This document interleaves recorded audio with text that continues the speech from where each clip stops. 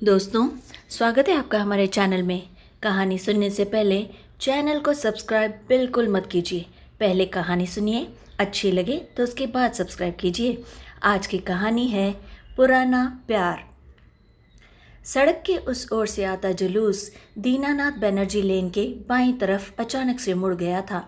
पाकिस्तान मुर्दाबाद मुर्दाबाद, हमसे जो टकराएगा चूर चूर हो जाएगा।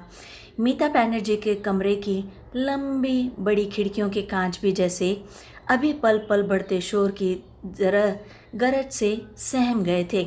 आवाज़ें सिर्फ ऊंची नहीं थी, उनमें गुस्सा था, आक्रोश भी, और एक अनजाने परिणाम की चेतावनी भी। यूं तो कलकत्ता की सड़कों पर जुलूस या प्रदर्शन होना कोई आम बात नहीं थी, पर न जाने क्यों मीता बेचैन हो उठी थी। पर्दे सरकाकर उन्होंने ध्यान से नीचे देखा। जैसा कि उम्मीद थी, नौजवान लड़कों से लेकर अधेड़ उम्र के व्यक्तियों का एक बड़ा हुजूम। कुछ एक बच्चे व औरतें भी थीं उनमें। मीता न चाहते हुए भी खिड़की पर खड़ी रही। इन लोगों ने जीना दूभर कर रखा है। माँ, कालीघाट के पास रामनवमी के जुलूस पर पथराव हुआ है, इसी वजह से। मीता ने पीछे मुड़कर देखा। सुजीत का गोरा तमतमाया चेहरा उसको नजर आया। प्रेसिडेंसी कॉलेज में प्रोफेसर, इंटरनेशनल रिलेशंस में एक जाना माना नाम, उसका बेटा। आप खिड़की बंद कर दीजिए, आपकी तबीयत वैसे भी ठीक नहीं है। मीता ने खिड़की तो बंद नहीं की, पर सुजीत का बढ़ा हुआ हाथ उन्होंने थाम लिया था। बिस्तर पर लेटकर उन्होंने आंखें बंद कर ली थी। आप ठीक तो है ना माँ? हाँ हाँ, सब ठीक है। तुम जाओ बेटे, मैं कुछ देर सोऊंगी। सुजीत ने माँ के चौड़े माथे से पसीने की बूंदें एक नैपकिन से पोंछी और वहाँ से उठ खड़ा हुआ। खुली खिड़की बंद करके उसने पर्दे खींच दिए। बढ़ती उम्र के साथ साथ कितना कम बोलने लगी है माँ, उसने ध्यान से सोचा। कुछ मन में आया होगा, तभी तो आसानी से बताएंगी भी नहीं। ऐसा ही स्वभाव है उनका। अपनी स्वयं की बढ़ती उम्र के साथ साथ सुजीत ने भी उनसे जिद करके कुछ पूछना अब छोड़ दिया था। अनुभव और उम्र ने भी उसे काफ़ी कुछ सिखा दिया था कि केवल पूछने मात्र से ही सब कुछ नहीं जाना जा सकता। प्रतीक्षा की अग्नि परीक्षा से गुजरना ही पड़ता है, पूछने वाले को भी और बताने वाले को भी। अपने जीवन के 45 वर्षों में उसने मीता को इतना तो समझ ही लिया था कि उनके हृदय के गहनतम खजाने की चाबी वह एक महज पुत्र होने के अधिकार से नहीं पा सकेगा, और किसी भी तरह की जिद से वह चाबी हथियाने की उसकी इच्छा बिल्कुल नहीं थी। अंधेरे कमरे में टेबल लैंप की रोशनी मीता की मूंदी आंखों को सहला रही थी। उन्हें सोने में मदद होगी। वह नींद भी थी और नींद का स्वप्न भी।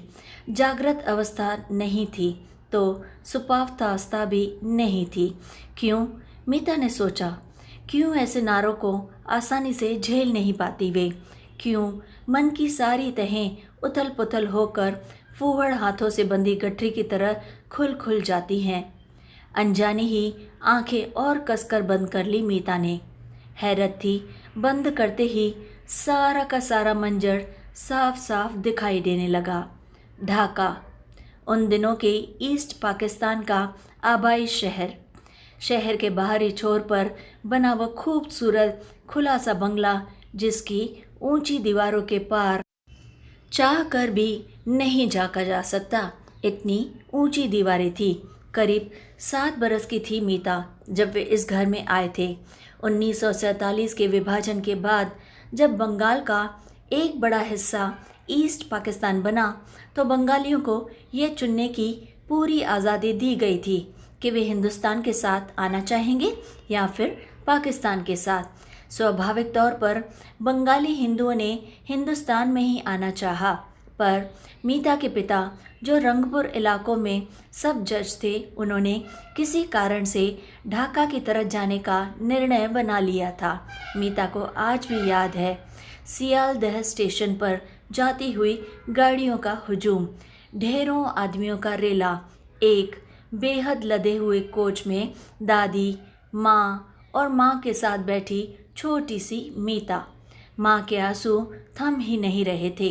वे बार बार खिड़की से बाहर देखती रहती और जल्द से अपना चेहरा ढांप लेती।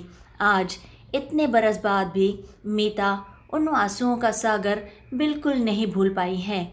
आज उन्हें लगता है कि उस आज़ादी के तूफान के आर पार माँ जैसे अनगिनत लोगों के आंसुओं का सागर छिपा है, जो शायद आज भी बिल्कुल नहीं सूखा।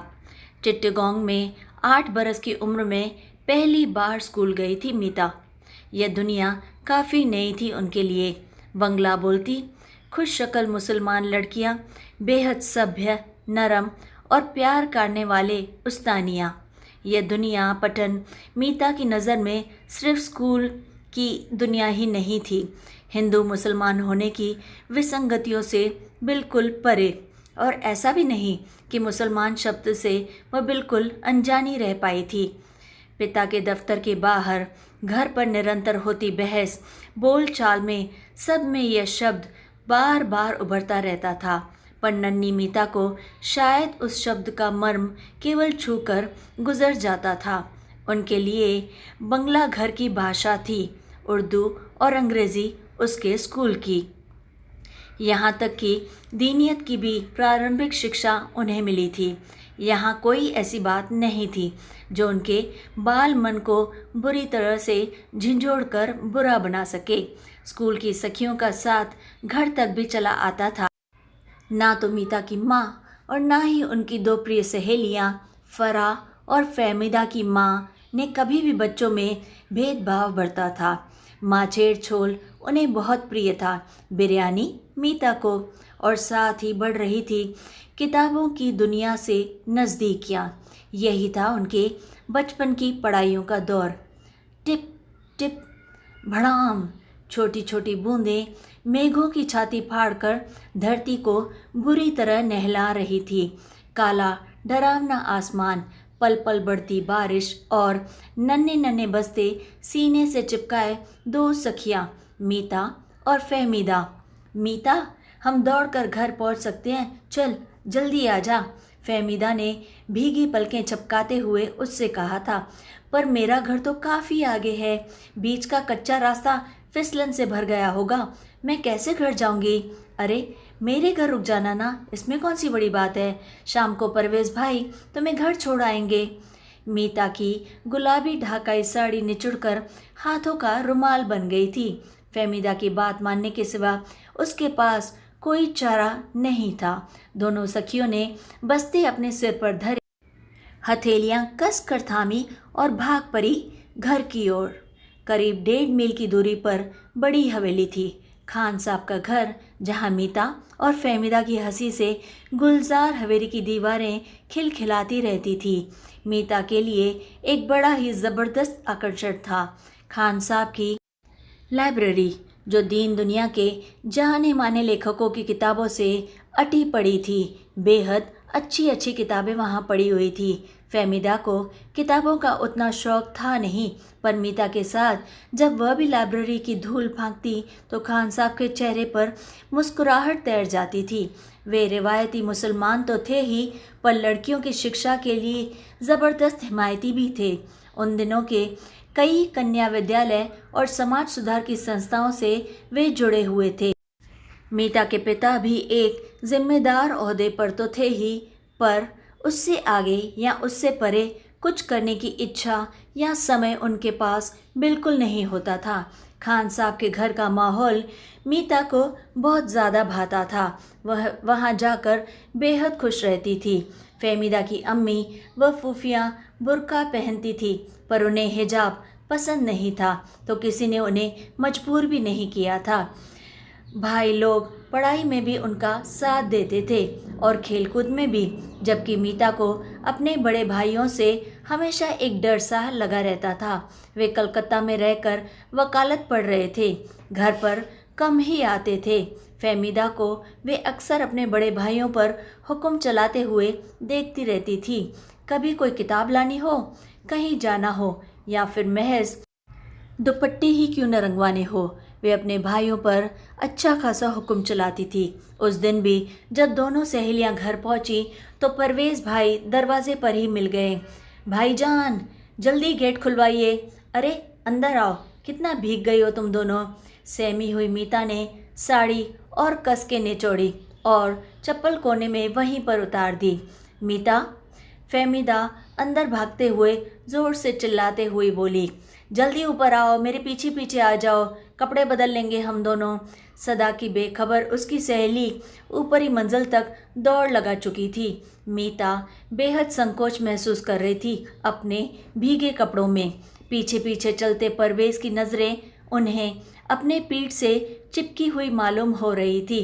वहाँ उस तरफ सीढ़ियों से ऊपर चले जाइए। उसके पीछे मीता को तो हवेली की हर सीढ़ी, हर कमरे का पता था, फिर भी न जाने क्यों आज उसके कदम ही नहीं उठ रहे थे। धीरे धीरे चलने पर पैर जमे से जा रहे थे। उन्होंने पीछे मुड़कर देखा तो परवेज़ की भूरी भूरी आंखों से सामना हो गया। काली अचकन, सफ़ेद पजामा, गहरी भूरी एक्सरे सा शानदार उतारती आंखें। मीता को लगा जैसे वे वहीं गिर पड़ेंगी। आप जल्दी चली जाएं और कपड़े बदल लें, वरना आपको सर्दी लग जाएगी। परवेज़ की बात पर उन्होंने फिर से मुड़कर देखा। क्या वह वाकई जल्दी हो जाने की ताकीद थी या फिर कुछ और? अपनी आंखों पर भी बादल सा गहराता हुआ मालूम हुआ उसे। काश मीता कुछ समझ पाती। अब की बार परवेज़ खान को कोई सलाह नहीं देनी पड़ी। हर आवाज़ से पल्ला छुड़ाती हुई मीता ऊपर खटखट सीढ़ियों पर जल्दी जल्दी से चढ़ गई। ठीक 2 दिन बाद डिस्ट्रिक्ट सब जज नीलमणि बनर्जी का सरकारी बंगला।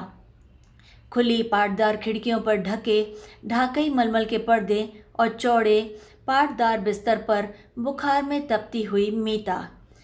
दादी माँ बार बार काली माँ के मंदिर से लाए पानी में रुमाल निचोड़कर माथे पर रखकर ढकती और कुछ कुछ बुदबुदाती रहती।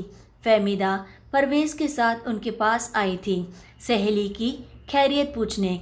मीता की माँ की आंखें अचानक से भर आई है। 2 दिन से पेट में कुछ नहीं गया। वैद्यराज की दवा भी असर नहीं कर पा रही। पता नहीं क्या हुआ है मेरी बेटी को।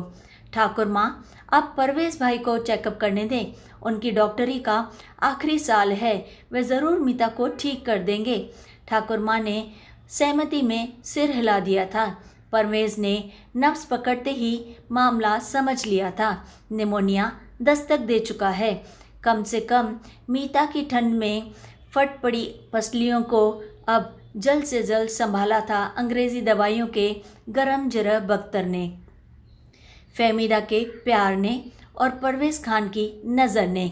लगभग हर रोज़ शाम के 7 बजे ही निःशब्द रोगिणी की आंखें द्वार से चिपक जाती थी। डॉक्टर अपनी डॉक्टरी की पढ़ाई समेटकर बहन को ढाल बनाकर और अदब का जामा ओढ़कर साफ किले पर चला जाता था। बातें होती फ़हमीदा से और नज़रें झपकती परवेज़ की ओर। आधे 1 घंटे की यह डोज मीता को अगले दिन तक राह तकने का मंत्र दे ही जाती थी, पर निमोनिया को तो जाना ही था और वह जाते जाते परवेज़ खान को भी साथ ले गया। मीता तो ठीक हो गई और इसके बाद परवेज़ को एक अजीब बीमारी ने आ घेरा था। अब जज साहब के बंगले पर रोज़ रोज़ डॉक्टर का भला क्या काम। उधर मीता को कोई ऐसा थर्मोमीटर ना मिल पाया था जिसमें वह अपने दिल पर चढ़े हुए बुखार को वजह बनाकर फ़हमीदा के भाई को बुलावा भेजती, पर करती क्या। फिर एक दिन खान साहब की लाइब्रेरी में परवेज़ कुछ खंगालता हुआ नजर आया। शायद कुछ ढूंढ रहा था वह। मीता से अब रहा ना गया। धड़धड़ाते हुए वे गरीब डॉक्टर के आगे जाकर खड़ी हुई। ऐसे छोड़ जाता है कि अपने मरीज को कोई ना कोई दवा ना कोई खैर खबर। मैं मर जाती तो। परवेज़ के होश फाख्ता की तरह उड़ गए। उसने वाकई कभी मीता को इतने करीब से अब तक नहीं देखा था। गुस्से से लाल गेहुआ रंग चंपई रंग की साड़ी में जैसे घुल मिल गया था। उसमें से झांकती बड़ी बड़ी जवा फूल सी फट छलाली लिए काली आंखें। आप कैसे मर जाती भला? परवेज धीरे से बुदबुदाया। आप मर जाती तो मीता जोर से गरजी। तो मैं भी मर जाता। हथियार डालकर अपने आक्रमणकारी और निहारा था परवेज ने, बस और कुछ नहीं। अब वहाँ गुस्से की जगह शर्म ने ले ली थी। मीता अब शर्मा रही थी। मीता को भी लगा अब मैदान छोड़ देना ही ठीक है, पर जाते जाते आखिरी गोला दागना बिल्कुल नहीं भूली थी वे। दरवाजे पर पहुंचकर एक आखिरी नज़र परवेज पर डालते हुए बोली, कोई किसी के लिए नहीं मरता डॉक्टर साहब, ना ही मरने में कुछ रखा है। बात तो तब है जब किसी के वास्ते जिया जाए, समझे आप? लेकिन जिंदगी की ओर तकने की ज़्यादा मोहलत ना परवेज खान को मिली और ना ही मीता बनर्जी को। नीलमणि बनर्जी को अचानक दिल का दौरा पड़ा। इलाज के लिए उन्हें कलकत्ता ले जाना पड़ा और पूरा परिवार उनके साथ हो लिया था।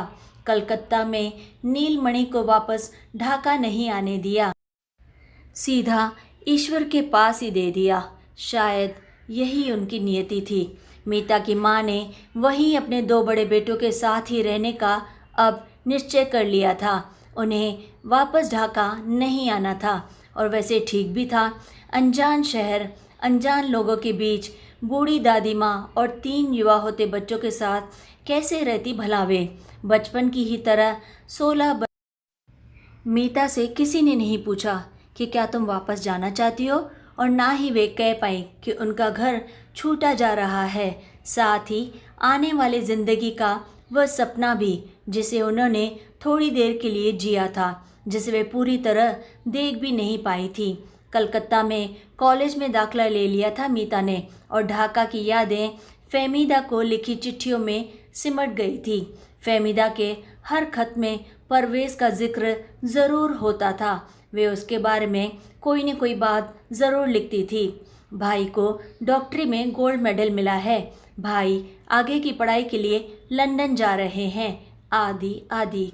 कहीं ना कहीं शायद मीता भी अब समझ गई थी कि उनकी सहेली की चिट्ठियाँ जो जानना चाहती हैं साफ साफ पूछ नहीं पाती उससे, इसीलिए वे हर तफसील बिना पूछे ही चुपचाप लिख देती थी, जैसे मीता को सब कुछ पहले से पता हो जाए। और जो कुछ वे नहीं लिख पाई, परवेज़ ने एक दिन हिम्मत करके खुद ही लिख डाला था। मैं तुम्हें बहुत याद करता हूँ मीता, हर पल तुम्हारी खैरियत की दुआ करता रहता हूँ। तुम आगे पढ़ रही हो जानकर बहुत खुशी हुई मुझे। शायद इन किताबों में तुम्हें अपने सवालों के जवाब मिल जाए जो हम दोनों आपस में ना पा सके। कभी कभी लगता है तुम मीता ना होकर परवीन या फिर जन्नत होती तो खतों के बजाय अम्मी को कहकर तुम्हारे पास शादी का पैगाम भेज देता। पर मैं क्या करूं?